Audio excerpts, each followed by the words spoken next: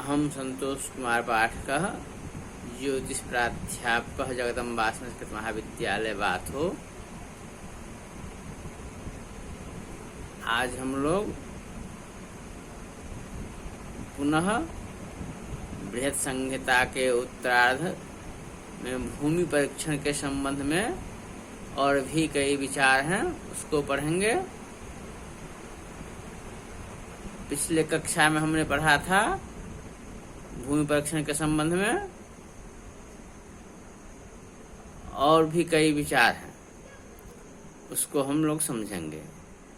आमेवामृत पात्रे स्वभ्रस्थे दीपवर्तिरभ्यधिकम ज्वलति दिशि यस्य सस्ता सा भूमिस्तस्य वर्णस्य।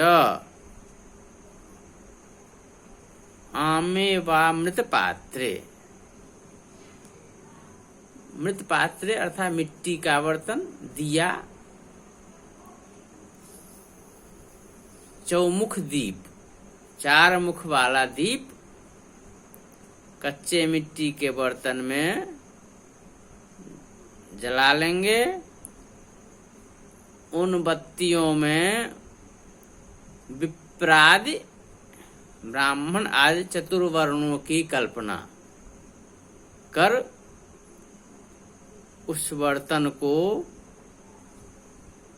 हम गड्ढा खोदकर एक हाथ लंबा चौड़ा और गहरा गड्ढा खोद के उसमें उस दीप को, मिट्टी के बर्तन में चौमुख दीप को जलाकर रख देंगे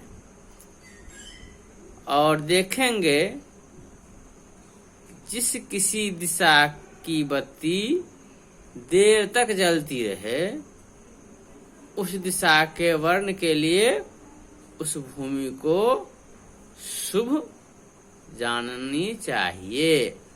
अर्थात उत्तराधिक क्रम से है, उत्तर वाली बत्ती अगर ज्यादा देर तक जलती रहेगी तो वह ब्राह्मणों के लिए, पूरब में वाली बत्ती यदि ज्यादा देर तक जलती रहेगी तो वह क्षत्रियों के लिए, दक्षिण दिशा में वाली बत्ती यदि ज्यादा देर तक जलती रहेगी तो वह वैश्य के लिए, और पश्चिम दिशा में वाली बत्ती यदि ज्यादा देर तक जलती रहेगी तो शूद्रों के लिए वास करना शुभ होगा।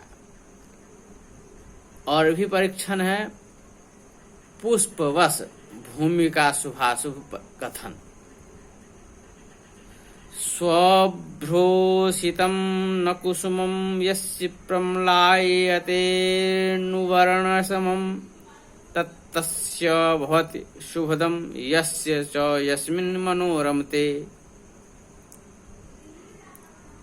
ब्राह्मण आदि चातुर्वर्णवाचक वर्ण वाले श्वेत, लाल, पीत और कृष्ण पुष्पों को रात्रि के समय गड्ढा में, खाई में डाल देना चाहिए। प्रातः काल उन पुष्पों को उसमें से निकालें और निकाल कर देखें कि किस वर्ण का पुष्प कुम्हलाया है। जिस वर्ण का पुष्प कुम्हलाया न हो उस वर्ण से संबंधित ब्राह्मणादि जन के लिए वह भूमि शुभ होती है। अथवा निवास करने की इच्छा रखने वाले जन का मन जहाँ पर प्रसन्न रहे वहीं पर उसे वास करना चाहिए। इसमें इसका और भी परीक्षण है। सित रक्त पीत कृष्णा विप्रादीना प्रशस्यते भूमिः गंधश्च भवति यस्याम घृत रुधिरान्नाद्यमद्यसमः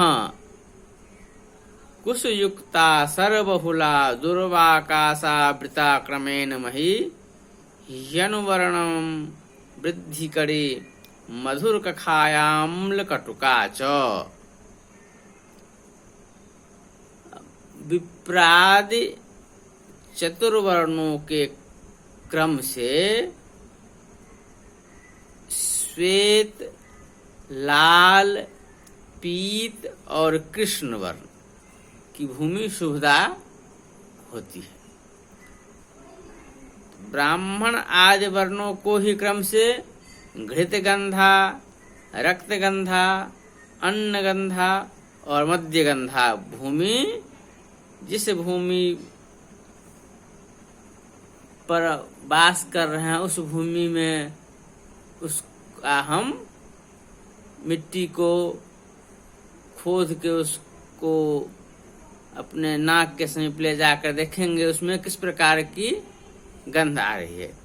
यदि घृत युक्त गंध होगी तो ब्राह्मणों के लिए, रक्त गंधा होगी तो यह क्षत्रियों के लिए, अन्न गंधा होगी तो यह वैश्य के लिए और मध्य गंधा भूमि